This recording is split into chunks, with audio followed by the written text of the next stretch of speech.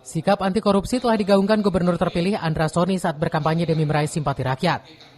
Pasca dilantik pada 20 Februari mendatang, janji politik tersebut harus dibuktikan dengan tindakan pemerintahan yang bersih.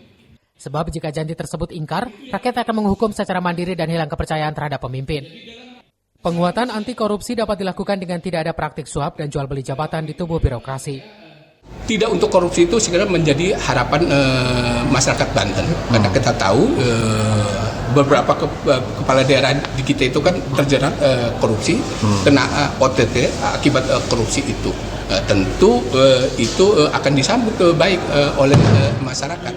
Nah, persoalannya bagaimana supaya itu tidak hanya sekedar wacana aja, ya harus diimplementasikan, dan rakyat akan menunggu itu. Kalau itu kemudian dilanggar akan memberikan sanksi yang berat bagi masyarakat. Publik itu, masyarakat Banten akan memberikan punishment. Dengan pemerintahan yang bersih dari korupsi, Lili yakin kepemimpinan Andra Soni dalam memimpin Banten dapat mensejahterakan rakyat. Dari Banten, Tim Liputan melaporkan.